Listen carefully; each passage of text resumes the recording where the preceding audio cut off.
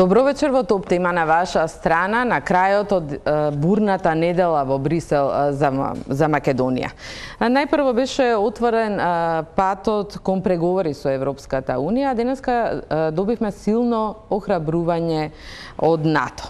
Но што не очекува на домашен план во овој момент, вечерва дебатираме со Александар Николовски, подпредседател на ВМРО ДПМН, и Просина Ременски, подпредседател на СДСМ и подпредседател на Собранието. Добро вечер и добре дојдовте во нашата емисија, која ќе ја почнеме со она што е вест на денот. Пораката од седиштето на НАТО дека Македонија е на прагот на членство во Алијансата.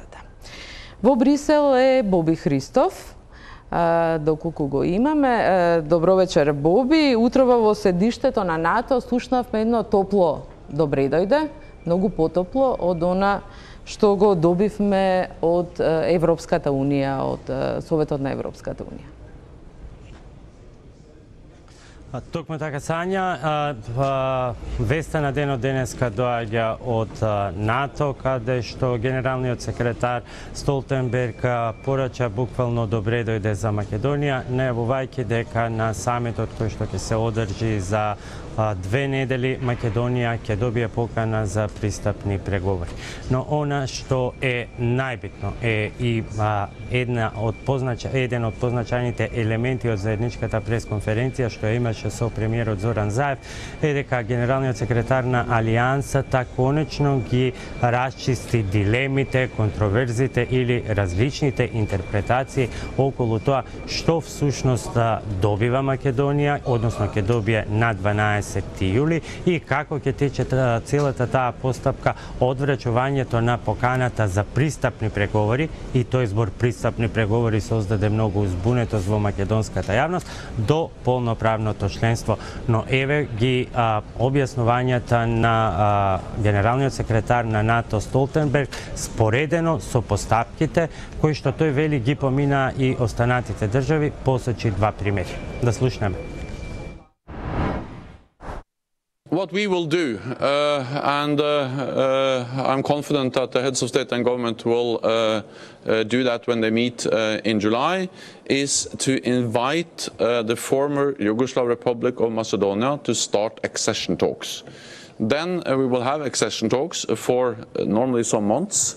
And given that the internal processes are finalized in the country, then we can you can join NATO, meaning that after we have finalized the accession talks, we will then sign an accession protocol, and then this accession protocol has to be ratified in the different parliaments of the NATO member states, 29 member states.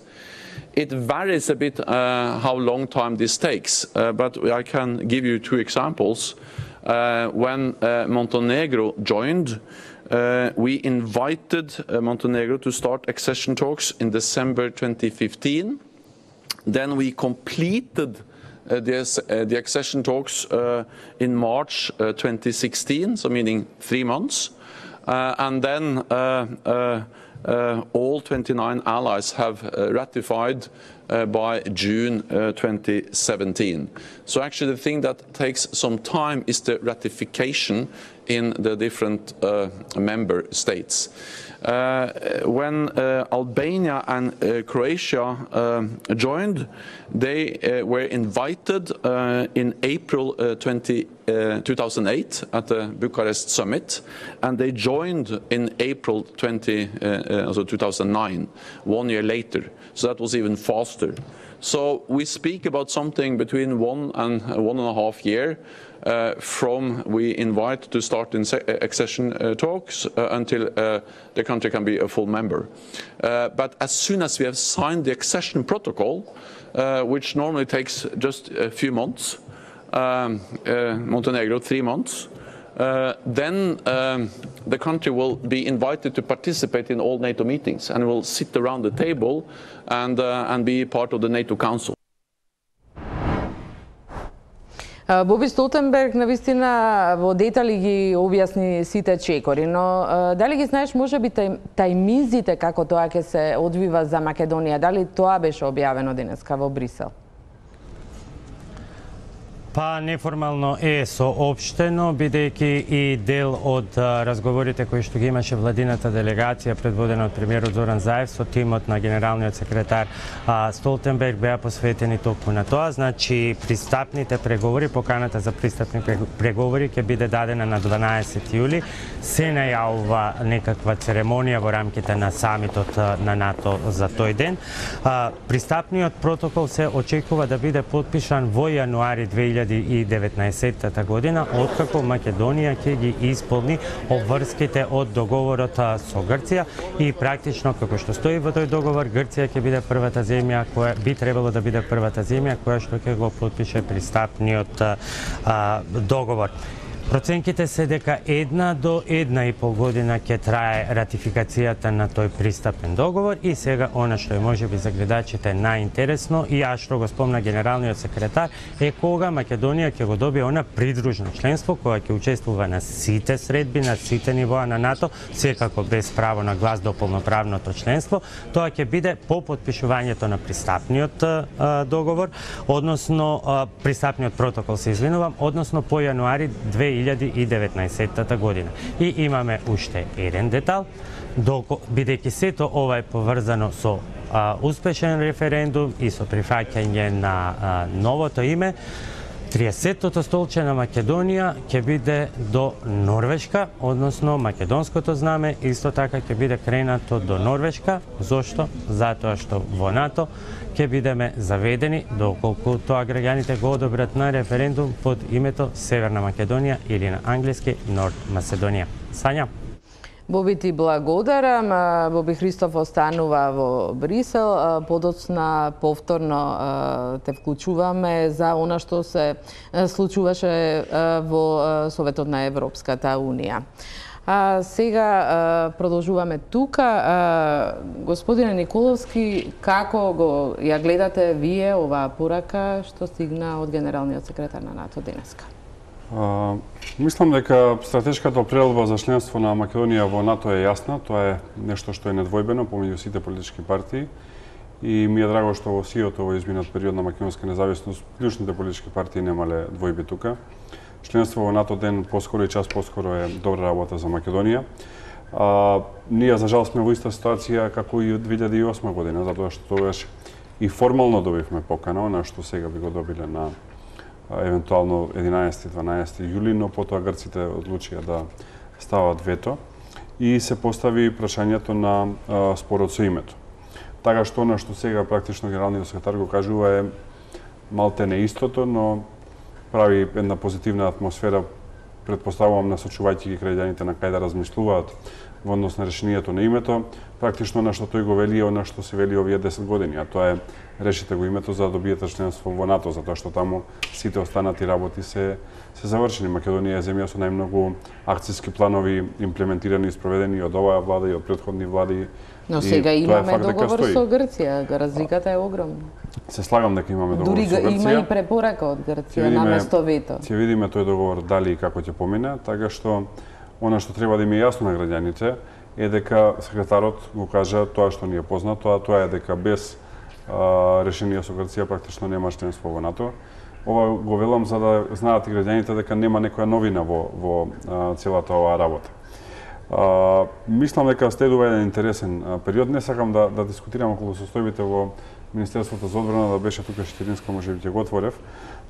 Можно е да не трае процесот до јануари, затоа што таму состојбите не се баш најрозови, но за тоа во некоја друга прилика. Добро се отвара. Но треба да знаат граѓаните дека кога би се отвориле овие пристапни преговори, сериозно ќе се дискутира за состојбата во Министерството за одбрана. Секако за тоа служат и преговори. Ќе видиме дали ќе издржи Министерот за одбрана до нова година. Господјо Ременски, дали исто како 2008? Јас не би се согласила дека е исто како 2008, иако се согласувам со сето она што го кажа Александар претходно, во однос на тоа дека и чекувањето за добивање на покана за членство во НАТО е нешто што го чекаме долги години и на што се надеваме. Факт е дека денеска Македонија треба да празнува, затоа што ова исполнување на наднационалниот стратешки интерес на сите политички партии кои што ги обединува по однос на целта за интегрирање на Македонија во НАТО. Не би се согласила дека исто заради фактот што најавената покана и објавувањето на поканата за членство на Република Македонија во НАТО е сериозен инпут во она што треба да го направиме и она што сме го направиле досега. И е драстично различно од 2008 година, имајќи во предвид дека главната пречка за добивање на покана и за почеток на преговори со Европската Унија и за добивање на покана за отпочнување на преговори за членство во НАТО е одстранета, тоа е дека Република Грција со потпишувањето на спогодбата за надминување на спорот околу уставното име на Република Македонија сега веќе се јавува и како наш стратешки партнер по однос на нашето членство во воениот и во политичкиот сојуз, затоа што активно учествува во отварање на вратите на НАТО за Република Македонија, прво со испраќањето на писмото во кое што ја отстранува пречката која што ја имаше во 2008 година и фактот дека ќе биде првата земја која што ќе го ратификува протоколот за почеток на пристапни преговори за НАТО со Република Македонија, заедно со ратификацијата на спогодбата што ја потпишаа министрите за надворешни работи, зборува за гаранциите кои што и Република Грција ги дава по однос на помошта во пристапните преговори и за Европската Унија, за Република Македонија и за НАТО.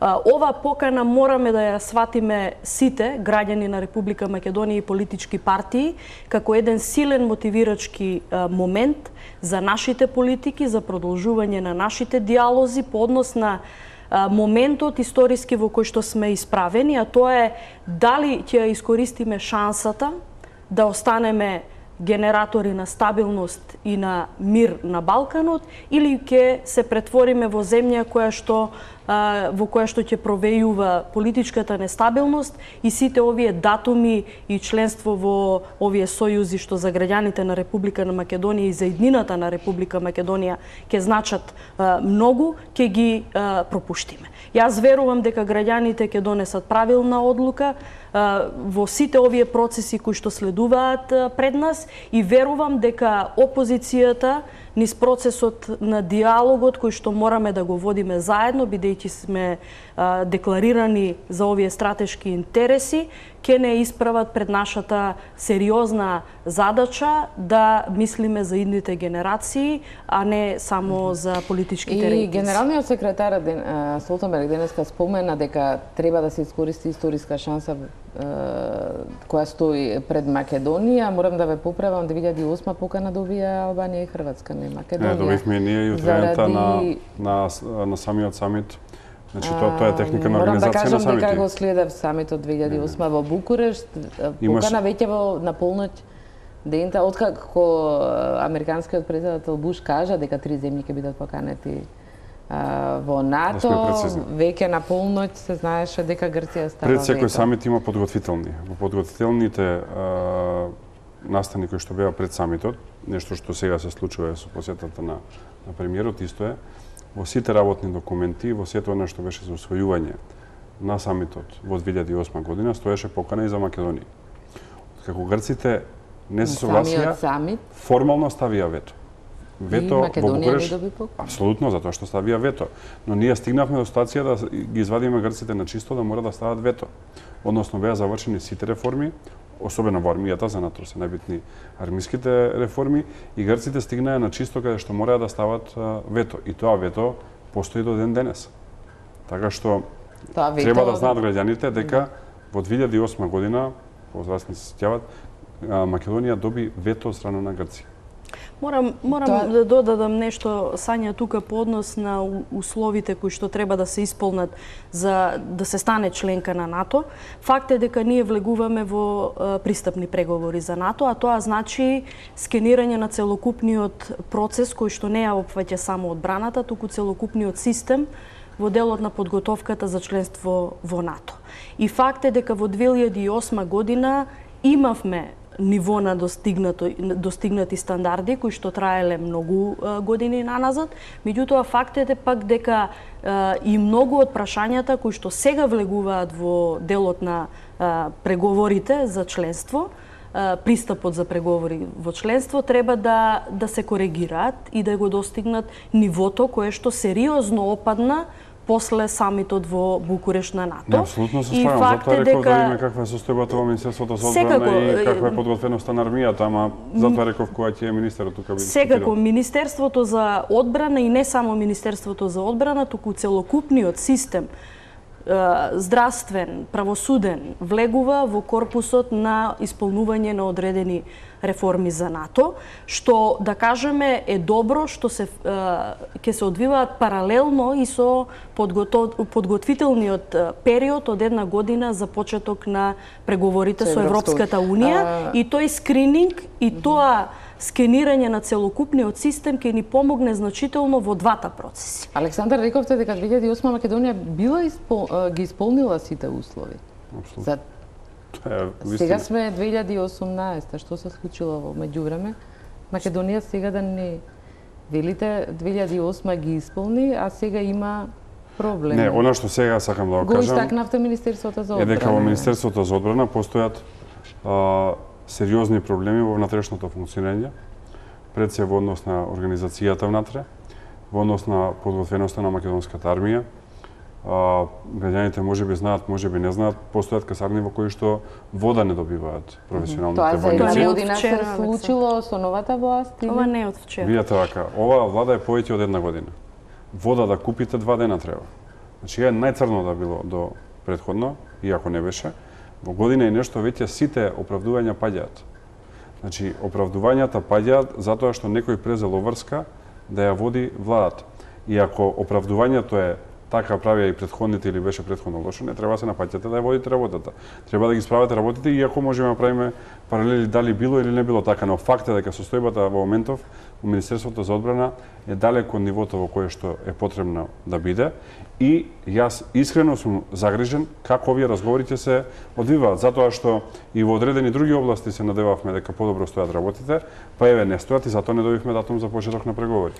Сања, ќе ми дозволиш, јас ќе дадам една забелешка, секако држи дел од ова што го зборува Александар по однос на состојбите во одбраната и во армијата, затоа што 10 години наназад, ако зборуваме и за буџетот на одбраната во делот на стандардите за НАТО, од 2008 година наваму постојано опаѓа, за да дојдеме до некој 0,8% издвојување од бруто домашен производ за одбраната, што е далеку од просекот од 2,1 до 2,4 по стандардите на НАТО. И факт е дека оваа влада за прв пат го качи тој процент на издвојување од буџетот за реформи во одбраната.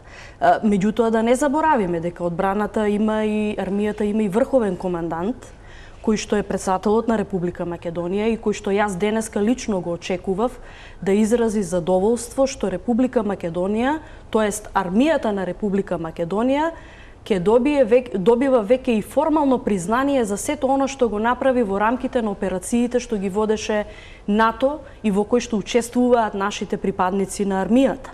Тоа што денеска врховниот командант на вооружените сили, каде што и реално припаѓа нашата армија под ова знаме, не излезе да го пофали овој момент кој што го чекаат генерации политичари наназад, кои што поминале многу председатели кои што ќе се радувале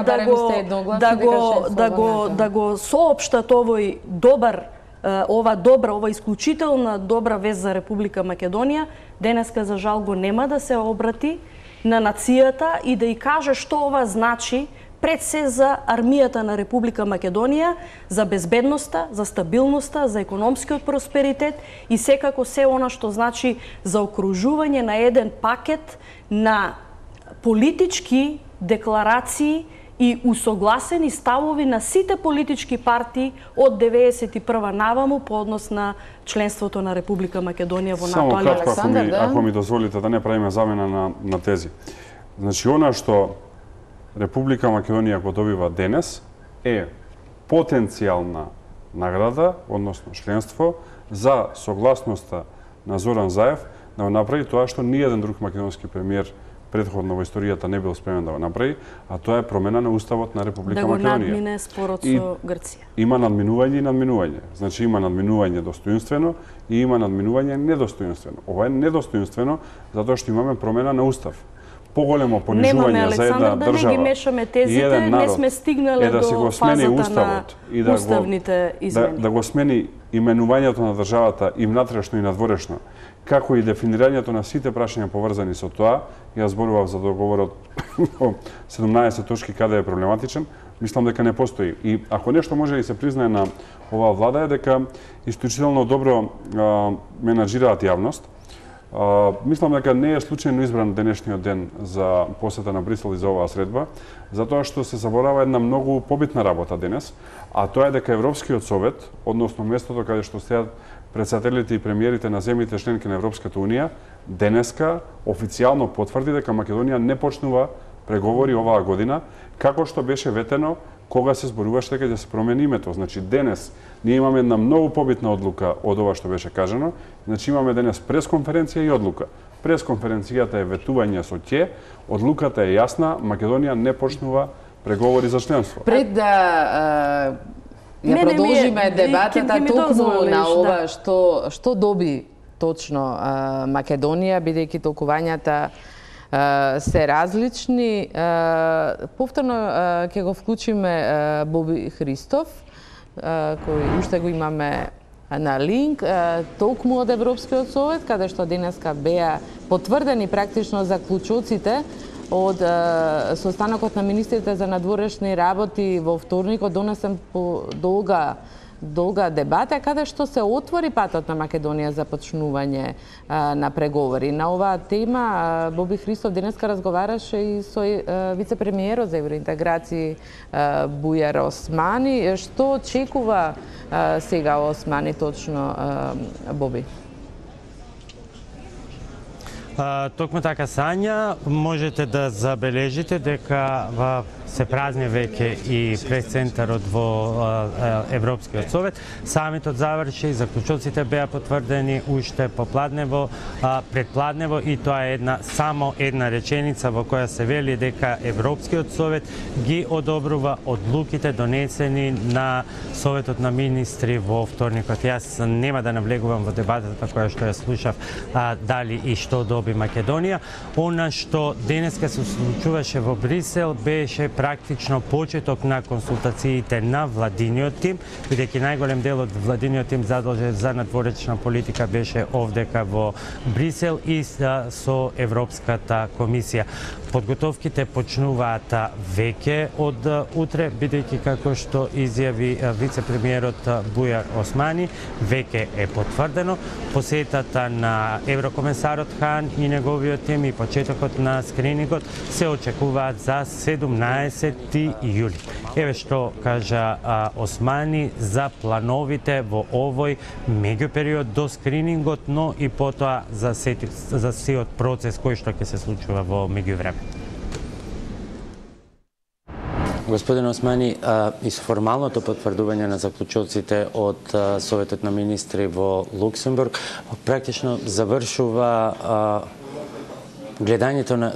времето на политички пораки и гледањето на евроинтеграцијскиот процес како еден политички идеал од денеска, но бидејќи сте во Брисел, практично од утре следи многу работа. Што е она што ќе се случува до 17 и тоа е првичниот датум кога се очекува почетокот на скринингот?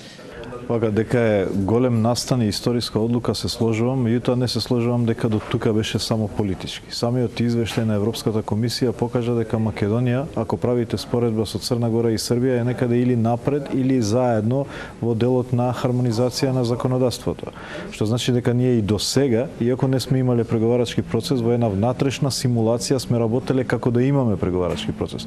Меѓутоа, ова веќе ни отвара апсолутно е она што значи конкретен процес на приклучување. Така, ова веќе ни отвара нова поглавје, веќе имаме датум за преговори после децении чекање. на 17 јули комесарот Хан ни навести дека во Скопје и формално ќе го започнеме скринингот, кој што е предуслов пред отварање на преговорите, и од тука веќе почнуваат сите процедури. Првиот дел нели е така наречениот објаснувачки скрининг, во кој што Република Македонија ги слуша позициите на Европската комисија во однос на тоа што ние треба да правиме во преговарачкиот процес, за да потоа се вратиме назад и направиме пресек до каде сме во моментот. Тогаш ги споредуваме кои се, што треба да направиме, каде сме во моментот, и така се прави тој така наречен скрининг. Колку би требало да трае тоа?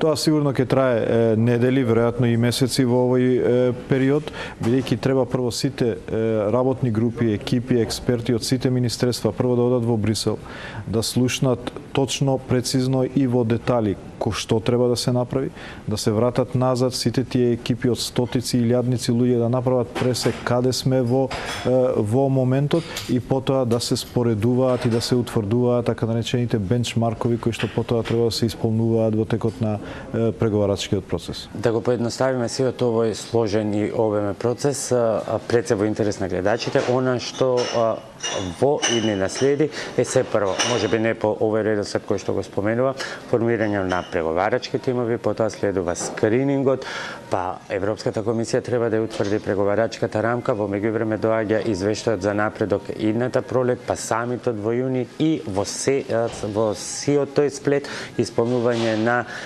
реформските приоритети наведени во извештаите на Европската комисија.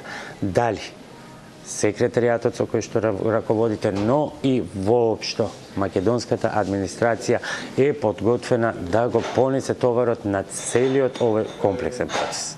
Прво, мора да разбереме дека е многу сложена операција и многу скапа операција за државата, из која што поминале сите држави кои што влегле во преговарачкиот процес. Не почнуваме без искуство во овој процес. Може би, ако е едно позитивно од фактот што долго време чекавме за да почнеме, е тоа што создадовме големо искуство како администрација, како се разговара со Брисел, како се исполнуваат одредени одредници или пак потреби за транспонирање на законодавството. Тоа што сега ќе се случи е ревитализација на сите тие структури, враќање на ентузијазмот. Бидејќи во неколку наврати ние бевме во ситуација дека ќе отвориме преговори, па тогаш фрустрациите и го уништуваа ентузијазмот во тие работни групи. Сега веќе све ни е јасно. Имаме датум за преговори, почнуваме формално на 17 јули со посетата на Хан во Скопје, и веќе на сите и до последниот администратор им е јасно дека тука почнува преговорите. И низ конкретни бројки. Македонската мисија во Европската унија се брои на прстите од двете раце. Словенците кога почна има во Брисел над 30 луѓе. Бројот на хрватските службеници мислам дека беше многу поголем. Ние во моментот сме околу 11 во мисија. Планот е, бидејќи, видете... Говорам и за овде, и за дома, сакајќи да илустрирам колку многу работа предстои. И да прашам до каде сме ние со тоа. И ние не бевме сигурни дека ќе стигнеме до овој датум. Секој, ние работевме максимално. Меѓутоа, и кога го правевме буџетот, не бевме 100% сигурни дека ќе постигнеме чуда за една година, дека ќе го затвориме и договорот со Бугарија, и договорот со Грција, и дека ќе добиеме датум за преговори и покана за НАТО. Сега веќе се менува приказната. Се враќаме во Скопје од тука, разговараме со министерот за финансии, му објаснуваме точно кои се потребите на оваа сложена операција, за да се покријат и тимовите и да се формираат во Скопје и во мисијата овде во Брисел. Ние веќе ги започнавме овие разговори тука, додека сме овој тим што е овде во Брисел. Јас ви извлеков од координативен состанок со целиот владен тим. Во кој што разговараме токму за чекорите што понатаму. Значи, формално го почнуваме процесот на 17 јули, потоа екипи од сите министерства, експерти, одат во Брисел и се запознаваат со... Оценките се дека ако не сме почнале вчера, денес е веќе доцна. Ние сме почнале пред 2001 која е подпишана спогодбата за асоциација и стабилизација, така да апсолутно имаме и искуство имаме и луѓе кои што сега со оваа порака од Брисел комплетно е ревитализирана и почнуваме внатре само да ја реорганизираме, да ја менаџираме за да може да испорачаме резултати. Ако сте толку спремни или не реков дека сме спремни, доколку има концепт за да тргне возот, еве така да се изразам, дали денес знаете кој ќе биде шеф на преговарачката тип? Мислам на политичко ниво, не она на техничко ниво. Да, видите, според закон СЕП е носител на преговарачкиот процес, па и од тука јасно е и кој ќе биде политички кој го води овој процес. На техничко ниво ќе видиме кој ќе биде определен, меѓутоа СЕП ќе биде носител на преговарачкиот процес како што го налага законот и правилникот за работа на владата. Господин Османи, и овој разговор морам да го завршам со констатацијата, дилемата, дека всушност овој разговор ќе биде разговор во празно, ако има референдумско не. Мислам дека ќе има референдумско да, затоа што граѓаните знаат дека на тој ден ќе определат иднината на оваа држава. А веќе ја најавуваме таа иднина. Тој ентузијазам мислам дека се гледа во сите нас. Денеска веќе може да кажеме дека сме членки на НАТО и почнуваме сериозен процес за членство во Европската унија. Република Македонија влегува во друштвото на најсилните земји во светот. Знаете, има едно правило во дипломатијата: или сте на масата, или сте на менито. Граѓаните на референдумот ќе определат да бидат седнати на маса, а не на мени. Ете, Сања, тоа беше еден обид во 8 минути да скицираме еден многу посложен процес од пристапувањето кон Европската унија од оној што е во НАТО. И имајќи ја предвид оно што го слушав од жестината на дебатата за НАТО, верувам дека има доволно аргументи за продолжение на интересна дебата, затоа јас овдека се одјавувам од Брисел. Топ тема на ваша страна. Повторно ќе се врати овде за следниот чин, самитот на НАТО. Сања? Ти благодарам, Боби. Заслужен одмор после оваа недела и овие, како што реков, бурни случувања во кои Македонија беше често споменувана. Господјо Ременски, дали ова што го добивме условен датум, како што го нарекуваме, сепак не е разочарување за вас? За мене, Сања, не е разочарување фактот дека ние добивме кристално чиста препорака за почнување на преговори на 19 јуни. Факт е дека сите други пристапни преговори и датуми за почеток на преговорите со Европската унија, што ги имале земјите од обкружувањето, скрининг процесот траел исто една година пред почетокот на преговорите. Тоа значи за Република Македонија фаза која што се поклопува со извештајниот период на Европската комисија за напредокот на Република Македонија, меѓутоа фаза во која што ќе имаме многу домашни задачи кои што треба да ги исполниме за да си го трасираме патот кон преговорите, кон почетокот на преговорите. Не е разочарување затоа што ако го читавме извештајот за напредокот на Република Македонија 2017 година и оваа година, видовме сериозна разлика во оценката и на политичките критериуми на многу сфери во кои што Република Македонија направи сериозен ичекор напред. И фактот дека Република Македонија во многу сфери се демократизира и се создаде амбиент за отварање на патот кон Европската унија, значи и добра клима за почеток и на скринингот, и на подготвителниот процес за преговорите и секако тоа да го дочекаме следнава година да влеземе во отварањето на поглавијата. Црна Гора и Србија исто така има период на скрининг од една година и тие се уште се во фаза на отварање и затварање на поглавја. Меѓутоа факт е пак и дека овој процес на кој што се отвара пред нас е буквално барање од Република Македонија да зипува многу обврски, да компресира многу обврски, многу тешки задачи, наспроти 13 години изгубен период. Да, ке се навратиме... Зошто го зборувам ова? Ова го зборувам заради фактот што Република Македонија 2005 година доби кандидатски статус за членството во Европската Унија, а сега сме 2018 година и добиваме датум за почеток на преговори. Факт е дека 11-12 години наназад имаше деградирање на системот во многу сфери и факт е дека имаме незавршени задачи и во делот на јавната администрација, и во делот на реформите, и тоа не треба да не плаши. Тоа не треба да не плаши. Напротив, тоа треба да не мотивира дополнително, повторно ќе го повторам ова претходното, дека сите заедно треба да ја согледаме шансата. Каква иднина ќе им дадеме на Македонија? Дали и на граѓаните? Дали оваа домашна задача ќе биде определба за подобро утре на граѓаните и на државата, или пак неискористена шанса која што... Николовски, дали Македонија е колатерална жртва на несогласувањата внатре во Европската Унија? Бидејќи главна тема на овој самит беа мигрантите, иако нема мигрантска криза, тоа е најголемото прашање во Европската Унија. Проширувањето беше прашање многу во заклучоците некаде пред крајот. Се спротивставија Франција, Холандија, Данска. Дали само сме колатерална жртва што не добивме, да речам, чист датум? Иако германскиот министер за надворешни работи денес изјави дека Европската Унија донесе важна одлука приставните преговори со Албанија и Македонија да почнат во 2019 година. Видете вака.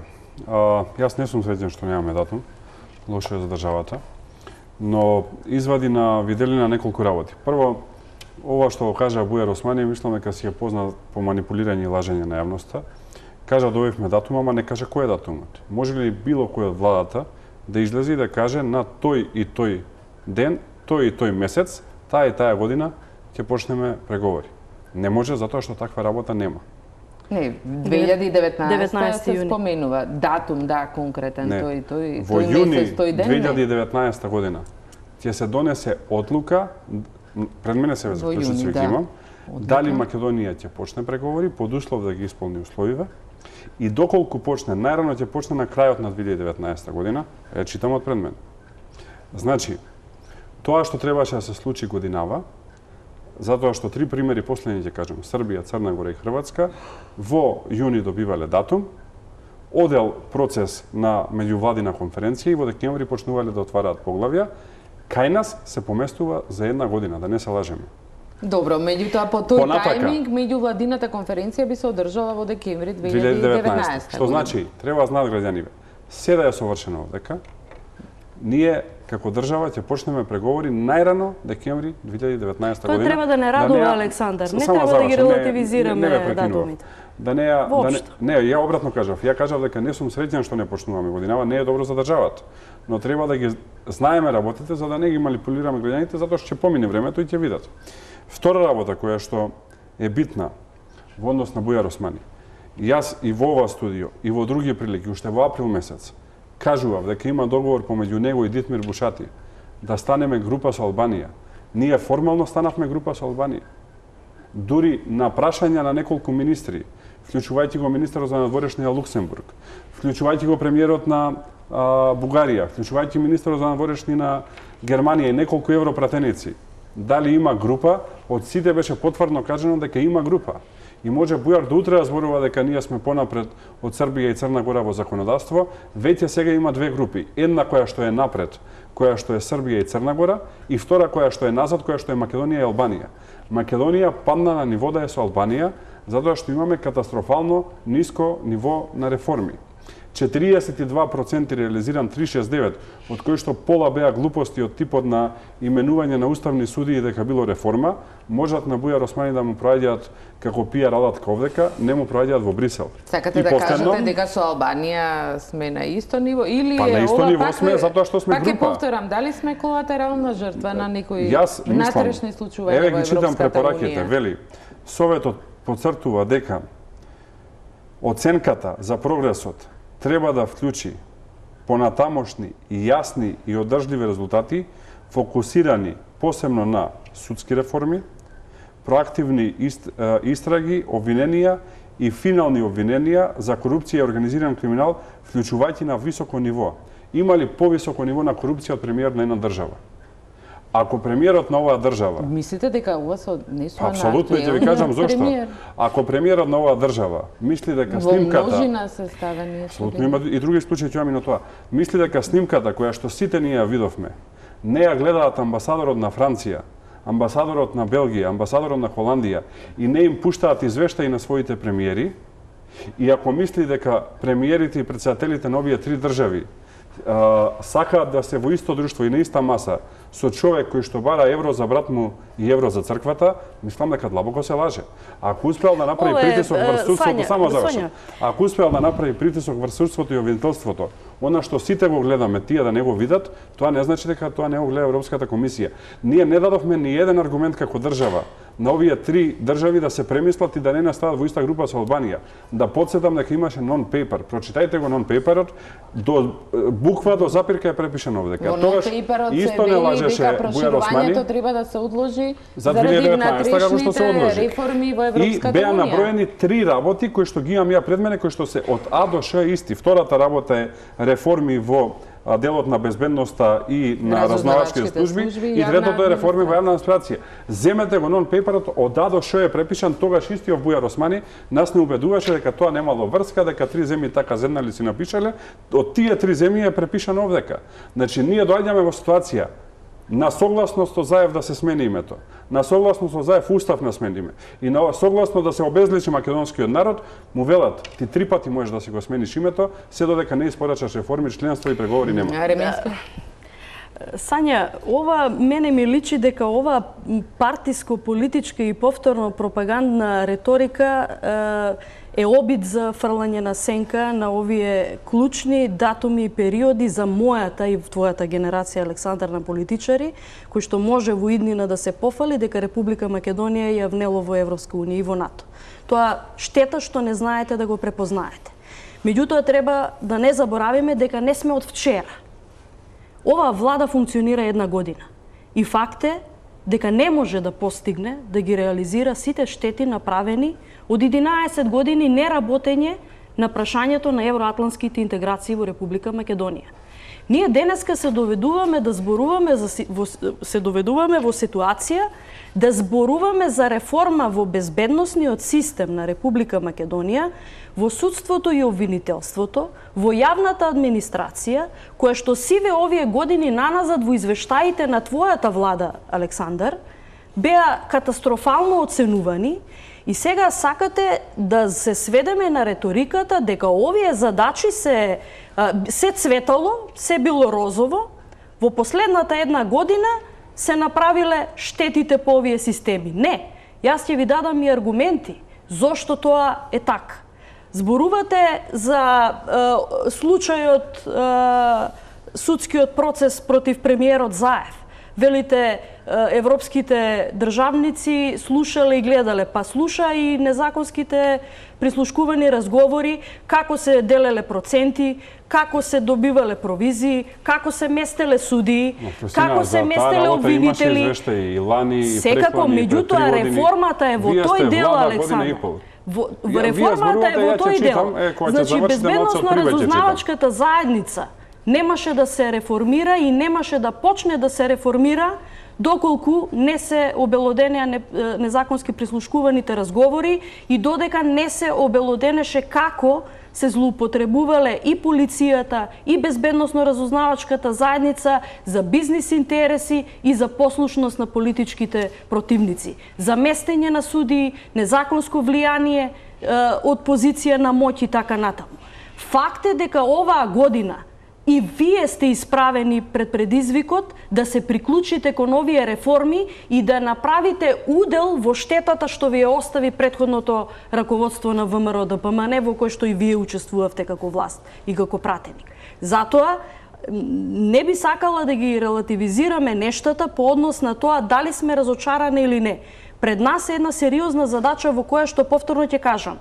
Имаме шанса да покажеме дали како политичари, без разлика на политичка припадност, знаеме да процениме историска шанса за Република Македонија и дали јас и ти како млади политичари Овие прашања ќе ги оставиме на нашите деца или ќе ги затвориме и за следниве генерации? Апсолутно сакаме да ги затвориме и затоа и ние како опозиција ве притискаме да работите. И секако една многу важна работа. Цело време зборувате. Продадено име, промена на устав, што не е, секако тие се процеси за кои што ќе одлучуваат граѓаните и ќе биде почитувана волјата на граѓаните. Меѓутоа, знаете што? Убаво ќе биде, убаво ќе биде за граѓаните повеќе и за вашето членство да кажете што понатаму, доколку еве не успее ништо, доколку не сакаме во Европска унија и НАТО, што понатаму? Затоа што знаете, вашиот лидер излегува, вели, моите цврсти преговарачки позиции во некаков идно договарање или кога јас би бил во позиција да преговараме, нема промена на устав, нема промена на име и нема ерга омнес. Што значи дека нема ни договор, нема ни добивање на датум за преговори со Европската унија, нема ни покана за членство во НАТО. Тоа треба да им го објасните на граѓаните што им нудите. Зашто знаете, многу е лесно да кажете не за Европска унија, не за НАТО и да зборуваме се на спротивна страна, меѓутоа е убаво да чујат граѓаните што е тоа што во случај вие им го нудите, за да знаеме против меѓу што се избира. Ќе кажам сега. Прво за името, после за реформите. Прво за реформите. Па сега, за да има интересно за граѓани, иначе нема да ви одговорам сега, ме прашавте што е алтернативата. Е да одговорам директно. Македонија во овие 2 години прв пат ја има среќата да има голем меѓународен фокус на неа после 2008. Да подсетам. Имаше светска економска криза, почна 2008, следеше европска должничка криза и следеше бегалска, односно мигрантска криза, каде што фокусот на европските и светски лидери беше кон нивните главоболки. Прв пат имаме 2 чисти години. Во овие 2 чисти години интересот да се реши прашањето за името на меѓународната заедница се зголеми. Тоа Македонија не знаеше да го искористи од 2 причини. Првата причина е незнаење и неспособност. Не може грчката влада да ангажира 60 експерти по меѓународно право, а Никола Димитров доди сам. И после во доцна фаза да ангажира еден експерт. Манипулирате, не ви е точен податок. На крај, не ви е поточен податок. Еве да не го откривам името на господјата, од странство е, непријатно е, еден експерт имаше на крај ангажиран Димитров. Грција имаа 60 за надворешни, зборувам, не за од Министерствата за надворешни работи, тоа се плюс експерти. Значи, 60 на 1 е резултат каков што имаме, прва работа. Тоа е во однос на тоа колку се кадарни и не се кадарни. Второ, по секоја цена и Заев и Димитров брза да го затворат ова пошто зошто? Затоа што му доаѓа сега на апелација одлука за овие 200.000 евра што ги гледавме како ги бара мито и веројатно беше уплашен дека ако не испорача ваква работа, можеби апелациониот суд ќе донесе различна одлука. Да сме на чисто. Јас сум убеден. Многу релативизирате, Александр. Кои други судења рековте ке ни објасните, мислите во заклучоците за корупција? Да не бегаме од тема, многу е битна тема. Јас мислам да испорачавте вие тоа што го ветувавте во време на шарена револуција и битката против ВМРО ДПМН, вие ќе имавте многу поголеми сојузници, ќе имавте чист датум и ќе имаше сериозен притисок врз Грција, минимум да нема промена на уставот. Ама затоа што ништо не испорачавте дома, никој не беше спремен да ја притиска Грција, затоа што и самиот Заев и Димитров мислеа дека со тоа што ќе попуштат се за името, ќе им бидат простени домашните грешки. Ние не можеме да влеземе сиромашни, несредени, со корумпиран систем, со нефункционална полиција и нефункционално судство кај што се нарачуваат политички пресуди во Европска унија на исти клуб со Франција да се име со Германија. Тоа нема никогаш да се случи, таман 3 пати вие се согласите да го промените името. Затоа што е за реформиве. Втора точка тука е реформи на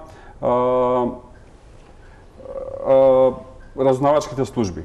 Прибе напиша во 2017 година: иако некои од препораките идентифицирани пред 2 години се исполнети пред се во делот на Народниот правобранител, значи институција независна од владата, целосното промашување на имплементација на најголем дел од препораките представува сериозна загриженост. Значи ова прибе го напиша 2017 година, кога оваа влада беше на власт. Реформското тело бара силна посветеност и внатрешна контрола.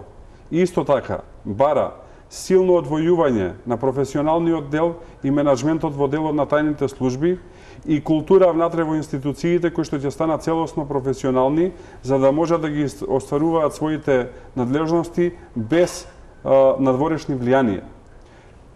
Она што, например, го бара е да се издвои делот за преслушување од УБК и од Министерството за внатрешни работи. Тоа може да се направи со една уредба на министер за внатрешни работи. Не се прави. Да, добро. Да, во интерес на емисијата да почнам да го читам. Факт е дека има и завршувам со ова. Факт е дека ние имаме нула реформи. Во јавна администрација која реформа имаме? Ќерка му Натала Џафери дека се вработила, тоа е реформа во јавна администрација. И последно, економски, тотално назадување 2 години и никој од овие кои што се особено евроскептици не сака да се согласи да прими 2 милиони потенцијални работници во своите држави. Тие сакаат да примат држава која што ќе отвара работни места овде и која што ќе нуди добри плати овдека. Ако ние го гледаме пристапувањето кон Европска унија на начин да се заборават сите проблеми дома и да се избега од дома, е најголемата грешка што може да случи на овој процес. Ја ви гарантирам и со ова завршувам, кажав дека ќе сме во група со Албанија, никој не ми веруваше да се случи. Гарантирам, продолжи ли оваа влада вака, ние и в година нема да добиеме датум за преговори. Ова ќе беше убаво, Александар, да му го имаше кажано на Никола Груевски, на Митко Чавков, на Сашо Мијалков, на сите оние кои што го доведоа до вие до утре може да ги зборувате и до утре ќе продолжат да не ви даваат датум за преговори. Прибе извештаите за Бранко Севренковски, за Владо Бучковски, па не, така го водите муабетот. Времето нивно во политиката завршило, сега е ваше време и вие не испорачувате затоа што не добивате датум за преговори. Значи Александар не ги релативизира работите, прво дозволи да одговорам на ова што го истакна, драго ми е што ги почна што го нотифицираше прво делот за реформата во делот на безбедносно-разузнавачката заедница, бидејќи таму направивте руина и е прашање од каде прво да се почне. Тоа е факт. Извештаите на експертската група... 2 години год. Министер за внатрешни имате од 2015 година. Дозволи, значи не ти се меша во се извинувам, ама ова е битно во знаеност. Од 2015 година сега само има министер за внатрешни. Значи 3 години, 3,5. Значи, извештаите на Прибе и првиот и вториот извештај, во кој што се нотифицирани клучни злоупотреби на системот за следење на комуникации и целокупниот систем на присила и моќ, што го имало Министерството за внатрешни работи. Се реформираше во 2017 година. Почна реформата. Заедно ги усвоивме законите за следење на комуникации и за оперативно-техничката агенција. Факт е дека заврши конкурсот за избор на директор на ОТА и факт е дека конституирањето на оперативно-техничката агенција, што понатаму го отвара процесот и на посебен закон и конструкција и структура на управата за безбедност и контраразузнавање, е фаза која што треба да ја одиме заедно. Меѓутоа, не треба да заборавиме дека кога се мисли на реформите во судството и во обвинителството и во безбедносно-разузнавачката заедница, се мисли на сите оние заоставштини кои што останаа од минатото по однос и на бројот на кадри наспроти обемот на работа во управата за безбедност и контраразузнавање и по однос на одговорноста на лица кои што биле вклучени во немили настани и поврзани со 27 април во собранието и по однос на многу коруптивни случаи изминатиот период. Факт е дека пред законот треба да одговараат сите подеднакво. Тоа е моја девиза која што не ја делам по никаква основа, ниту по партиска, ниту по етничка, ниту по верска. И тоа е нешто што треба да биде алфа омега за сите политички партии. Меѓутоа, она што повторно ќе кажам, е руинирано изминативе години. Треба сега дојде редот заедно да го коригираме и вие добивате шанса да се оградите од сето она што ви го остави овие тројца што не сакате да ги споменувам во оставштина.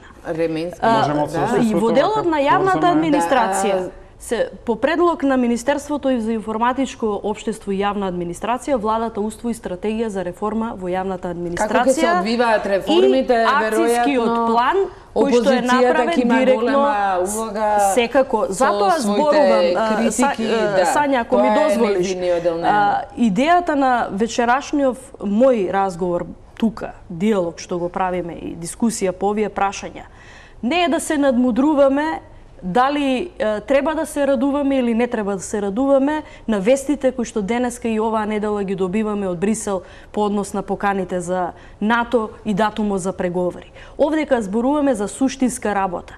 Дали опозицијата и позицијата и сите чинители во општеството ќе знаат да ја искористат оваа историска шанса и да не бидат колатерална штета од сопствените суети и од сопствените обструкции, туку да славиме нешто што ќе значи подобра иднина за граѓаните и за државата. Ова ќе го слушнаме по кусата пауза за реклама. Се враќаме на дебатата. Гости во топ тема на ваша страна Александар Николовски и Фросина Ременски. Николовски, ги споменавме судските реформи, нешто што се очекува да оди најтешко. А меѓутоа треба да се испорача нешто за кусо време, барем по ова што се заклучоци од Европската унија. Па јас мислам дека судските реформи треба да бидат најлесно, од причина што за жал во овој момент гледаме, јас сум го спомнувал тоа и јавно, еден неформален и непринципиелен брак помеѓу власта и судството. Во овој момент власта ги гледа бенефициите од тој неформален брак. Со промената на рейтингот ќе почне да ги губи тие бенефиции. За жал, ист таков еден непринципиелен неформален брак помеѓу власта и судството постои од независноста на Македонија до денес. Тоа мора да се пресече. Зоран Заев ветуваше пред изборите дека ќе направи целосен реизбор на судството. Гледаме од кому пресудија како што очекуваше, се откаже од таа работа. Мислам дека предходно се откажа бидејќи Па веќе кога беше најавено. И Европската и меѓународната заедница имаше забелешки на меѓународната заедница, туку ќе кажам конкретно Европската комисија побара да нема таква работа, затоа што согласно состаноци кои што сме ги имали и така натака, не би ги цитирал само изворите, пошто е непријатно. Има проценето дека толкава е неспособноста на тогашниот министер за правда, сега има промена, дека ако влезат во таква процедура, ќе дозаглават и во вака заглавен систем. Јас мислам дека со правосудството и во дел на судство, и во дел на обвинителство, треба да се расчисти не денес, вчера. Затоа што представува најслабиот систем на оваа држава и представува место каде што не само политичарите или луѓето од јавен живот, овие кои што не гледат обичниве граѓани не можат да си најдат правда и траат судски спорови по 11, 12, 13 години. Има еден воспоставен систем на корупција во кој што влегуваат адвокати, обвинители и судии и вие не можете да стигнете до правда. Вака генерално ќе ми дадете 30 секунди. Во фокус на јавноста се генерално два судови. Тоа е Основниот суд Скопје 1 кривичниот и Врховниот суд. Сите останати никој не ги спомнува. Вие во Штип, во Струмица, во Битола, во Охрид, во Тетово имате цели картели судски кои што се мафијашко судски, нема друг збор кои што функционираат како што функционираат. Создадени многу од независноста на оваа држава. Спомнав. И мислам дека две работи треба да се направат, или едната или другата или двете. Или да се направи целосен реизбор, или да се направи ветинг, да преведам за граѓаните, целосно преиспитување на секој судија, како што е еден позитивен пример направи Албанија. Значи, ако ние мислиме и за судиите исто така направија, имот им проверуваја потекло од каде, како е, со кого комуницираат и така натака. Значи, ако ние ги оставиме истиве суди и обвинители да си продолжат на истиот начин, иш да не се мачиме никакви реформи да правиме во собрание, да пишуваме текстови на закони и така натака. Покрај системски проблем на закони, овде имаме проблем на луѓе кои што добиваат доживотен мандат и кои што после одредено време почнуваат да ја злоупотребуваат својата позиција.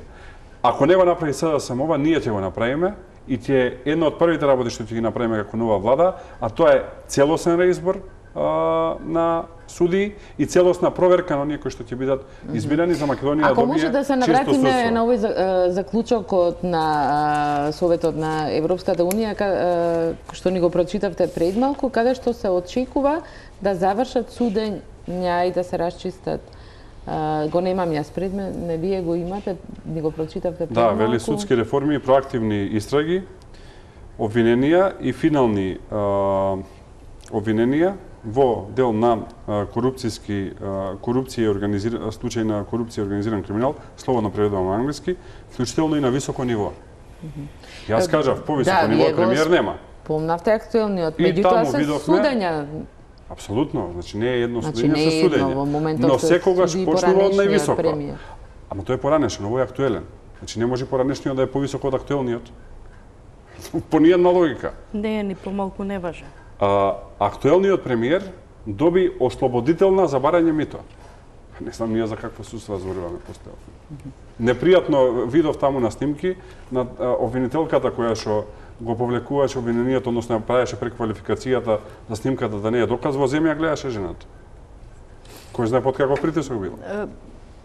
И јас ти го држам за збор Александар по однос на ова што го кажа околу концептот за генерален реизбор на суди и ветинг, бидејќи таа реформа во судството бара двотретинско мнозинство во собранието утре да ја почнете, за утре од носењето. нас имате подршка. Значи ќе ве држиме за збор. Еве сега кажам. Заради фактот што овие реформи, повторно ќе се повторам, не се само домашна задача за позицијата и за парламентарното мнозинство, туку и за опозицијата. Јасно изразената заедничка волја да пристапиме кон овие реформи кои што значат добро за државата. По однос на судските процеси. Нема да навлегувам во поединечни процеси, сакам да искоментирам само неколку работи.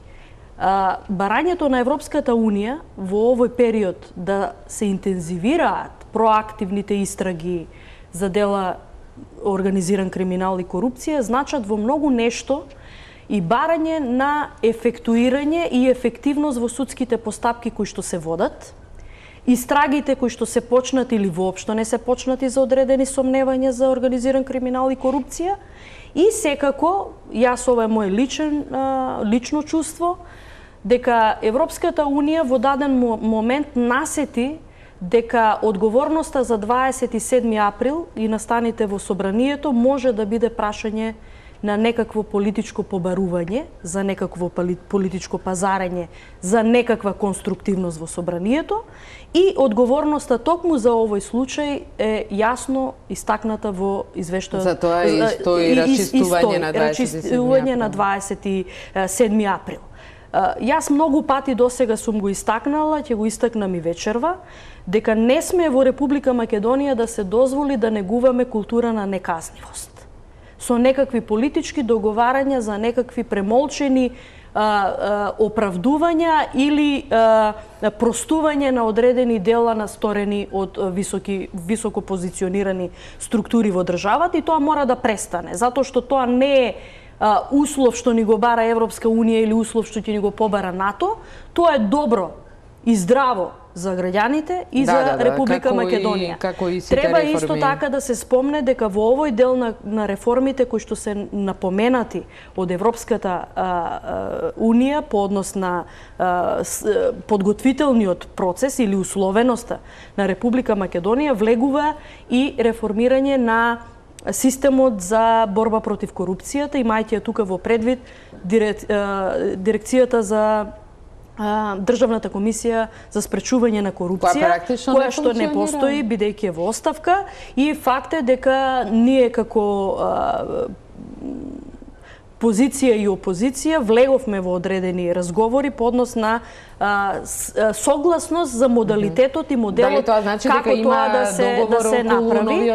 Се надевам дека ќе го изградиме заедно, затоа што тоа повторно не значи волја на мнозинството или волја на опозицијата, туку систем и модел кој што ќе одговара најдобро за ова што значи европски стандарди и услови, и да не го заборава. Антикорупцијската и кога имаше не функционираше. Сега во проширувањето на надлежностите во делот на антикорупцијската е давање на извршната позиција, и да не заборавиме дека во овој дел на судството влегува и делот кој што е од пржино предвиден, а тоа е статусот на специјалното јавно обвинителство по однос на вклопеноста во правосудниот систем. Александар, доколку имате реплика, бидејќи би сакала уште една многу кучна тема. Ги повеќе граѓаните.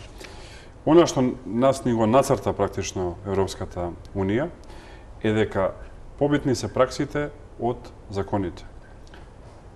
Оваа влада е на власт година и неколку месеци. Нема ни еден случај. Година. И еве ви скоро еден месец. Да. А имате министри кои што ви се подолго.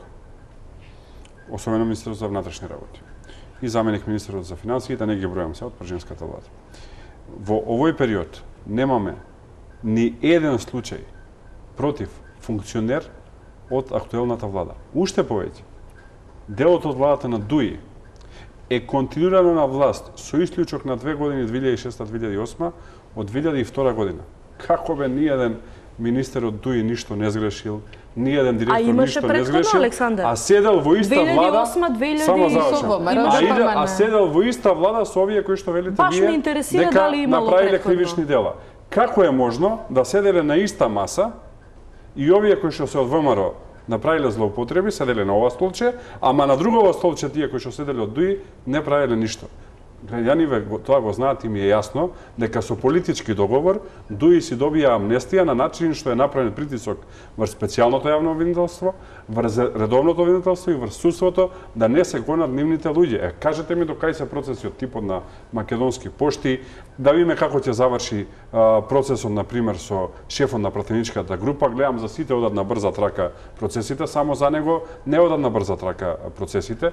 До кај се индициите за корупција во Македонски Телеком и да не бројам слични случаи или продажба на земјиште или скандали во Министерството за земјоделие. Функционер на ДУИ немаше никакво обвинение, ни дури беа во Јас реков, ВМРО е опозиција, ВМРО своите грешки си ги плати. Ова риторика е во ред што ја кажува Александар. Дека има договор помеѓу ДУИ и СДСМ за амнестија на ДУИ. Дали имало судски процеси од 2006 до Сина, сега тоа е како ја да ви одговорам дали Бранко Црвенковски кој беше премиер 97 година имало или немало.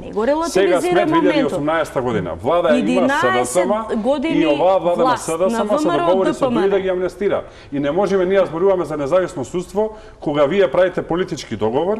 Политички договор има и сензитивни. Од периодот кој вие го оставите. Ветивте кога ја смените него менувате, ја прв ви велам дека сите таму од прв до последен треба да си одат. Значи тој што ги местеше судиите и обвинителите по тефтерчињата не може да го обезбедат на суд. Не можеме со овие луѓе не можеме да продолжиме со овие луѓе. Факт е дека ние најголемиот канцер во ова општество го имаме во судството и обвинителството. Не се разбереме погрешно, има таму и стручни и честни луѓе. Ама факт е дека таму има луѓе кои што знаат како да се прилагодат политички, како да се направат политички дил и за возврат да се корумпираат. Факт е тоа. И ние ќе стигнеме во ситуација да почнеме... Ова е признание дека сте ги корумпирале во периодот од 11 години. Не, се корумпирале на начин што не можат правда да си ја добијат луѓето, обични луѓе, не политичари. Тефтерчињата е чиста корупција, Александар. И ние ќе стигнеме во ситуација да почнеме, што би рекол премиерот ваш, да шепотиме затоа што во оваа држава главната власт се префрла во судството и во обвинителството, кои што стануваат не делители на правдата, туку делители на неправдата. Тоа се фактите денес. Знаеш, Александар, со што ќе се согласам со тебе? Фактот дека јавното обвинителство 15 па и повеќе години наназад молчи. Вклучително и денес. Молчи.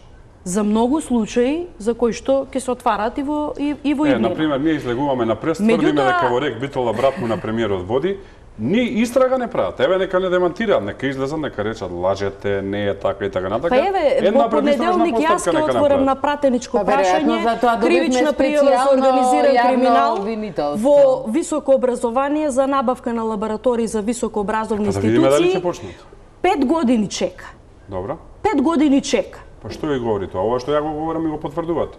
Не, само вие потврдувате дека сте ги корумпирале и обвинителите и судиите. Не, јас оно што затоа што таа кривична пријава е против актуелни министри во тоа време од ВМРО ДПМН. Значи пак ќе се занимавате со минатото. Не се занимаваме, ова не е минато. Вие можете да се занимавате со... Ова е нераščisten случај кој што чека за решавање во овие. И никогаш веќе кој генерација нема да се вратите. Вас, луѓето, ве поддржаја, особено на локалните избори, ве поддржаја заради тоа што очекуваа да го спроведите тоа што го ветувавте во шарената револуција. Веројатноста дека ВМРО ДПМН ќе се изгуби од политичката сцена е факт ако не знае да ги процени историските текови во кои што влегуваме заедно. Вие можете до утре да зборувате и за НАТО и за Европска унија. Се додека дома не испорачувате, се додека имате замрзната економија година и пол. Мислам дека и додека зборувате за ВМРО ДПМН во минатото, нема ништо постигнато. Минатото е долго на ВМРО и НАТО се не мислам дека тоа сакаат да го слушаат граѓаните. Мислам дека на граѓаните ми е преку глава од обвинувања што правеле ВМРО и што правеле СДСМ во минатото. Сакаат да гледаат иднината, а иднината не е светла, ви кажа Европска унија. Иднината е светла со Европска унија и НАТО. Меѓутоа иднината е непредвидлива со вашата реторика, бидејќи не нудите ништо. Со овој дуел покажавте дека навистина сериозни реформи се потребни во судството и дека не функционира. Сепак тема ние членството во ЕУ и НАТО. Во моментот условот што треба да се исполни е референдумот за договорот за името во Грција. Да ги искористиме последниве минути од емисијата. Прашање, Александар, дали ќе се усогласувате околу референдумското прашање со владеачките партии со оглед на тоа дека и сами споменавте оди согласување околу закони во собранието од кои зависат некои. Дали околу ова прашање ќе има согласување? Мислам дека имаме исклучително штетен договор со Грција, најмалку за тоа зборувавме во емисијава. Меѓутоа вашата партија, вие кажавте дека ќе учествувате на референдумот, бидејќи во вашата програма стои референдум. Ти одговорам. Значи, имаме исклучително лош договор со Грција, договор за кој што има големи реакции помеѓу луѓето. Исто така, паралелно на тоа, имаме сериозен сомнеж помеѓу луѓето за начинот на кој што ќе биде организиран референдумот. Тие сомнежи ми ги подрија вчера Али Ахмеди, кој рече дека очекува 90% излезност во албанските средини, а не живеат толку албанци таму, затоа што знаеме добро, бар ние што сме од Западна Македонија, дека работат надвор од државата. Така што е многу битно во какви услови ќе биде тој референдум организиран и дали ќе биде демократски или не. Затоа јас реков, ќе повторам, не може ние 3 месеци однапред да ја кажеме нашите чекори, тактики и на кој начин ќе се обидеме и се надевам ќе успееме да го спречиме, да завршам само, да го спречиме овој штетен договор и да ја спречиме промената на уставот со цел промена на нашето име. Тие тактики ќе ги задржиме за нас и во право време ќе ги кажеме, но сум убеден и мислам дека граѓаните ќе го видат тоа, дека на соодветен начин ќе смениме промена на името на Република Македонија. Тоа е тоа работно лето што го најавувате, што ќе го почнете, тоа е практично кампања против референдумот? Тоа е кампања во која што ние на граѓаните ќе сакаме да им објасниме што и се случува на Македонија и внатрешно и надворешно, кои штетни политики се водат и ќе ги поканиме да ни се приклучат. Во однос на другото, мислам дека бев доволно јасен. 3 месеци однапред ние немаме намера да ги кажуваме нашите тактики и стратегии на никого, најмалце на јавноста, за да може владата да се спрема да ни одговори. На крај, доколку на референдумот излезете се едно како ќе гласите, мнозинството граѓани се изјаснат за договорот за името со Грција, дали тогаш ќе ги поддржите уставните измени? Па јас ако треба денес... Бидејќи тоа би било волја на мнозинството на... Ако треба денес да правам проценка, најверојатно ми е дека референдум нема да има, тоа е прво. Второ, ако треба да направам скала, е дека референдумот ќе биде нерегуларен и дури потоа можеме да зборуваме за било што друго. Меѓутоа, доколку... Со таква влада имаме работа, за жал. Се сомневате дека во организација на референдумот, откако се спроведени регуларни избори? Прво воопшто се сомневам дека ќе има референдум, особено што еден од владините партнери е силно против, а второ, доколку се случи, се сомневам дека ќе е регуларен. Доколку се случи мнозинството сепак гласаат за, дали ќе ги поддржите измените? Многу е битно име дали тоа мнозинство ќе е регуларно мнозинство или мнозинство со полнење кутии. Ако е регуларно мнозинство ги премногу поддржи... хипотетички прашања, ја не сум сигурен дека ова влада... Па и ова е хипотетичко. Не сум сигурен дека ова влада има капацитет за таква работа, особено со договор кој што не поминува помеѓу граѓаните. Граѓаните се против промена на уставот. Фросина, за вас на крај, што ако референдумот не успее? Па јас не би одела на таа песимистичка варијанта, затоа што не мислам дека нема да има референдум и не мислам дека референдумот ќе биде неуспешен, затоа што оваа година до почеток на преговори со Европска Унија и до членството на Република Македонија во НАТО, ние имаме обврска да исполнуваме одредби кои што ни се зададени како домашни задачи и се сериозно врзани со процесот на референдумско изјаснување на граѓаните на Република Македонија и ние сме се изјасниле како политичка партија дека граѓаните на Република Македонија на крајот треба да одлучуваат и за прашањето на името, и за Уставот на Република Македонија, и за иднината, дали тоа е Европска Унија или НАТО, и тоа да биде, што се вика, едно врховно слово за собранието на Република Македонија и пратениците, затоа што референдумот како форма на непосредно изјаснување на граѓаните е над изјаснувањето на пратениците во собранието, Патоказот до референдумот беше ратификација на договорот на спогодбата помеѓу Република Македонија и Грција и тоа значи давање на шанса граѓаните да одлучат за иднината на Република Македонија. Сега сме исправени пред таа историска шанса. Јас не очекувам од ова реторика на опозицијата дека имаат јасно дефинирана и прецизна стратегија и тактикат како ќе го изведа тоа по однос на реториката кон нивните гласачи, но сум убедена дека се свесни за сериозноста и на собствената улога по однос на ова што значи историски пресврт за Република Македонија кон подобра иднина. Ви благодарам за учеството во вечерашната топ тема на ваша страна. Тука е крајот на емисијата. Останете со филма. Имајте пријатна вечер.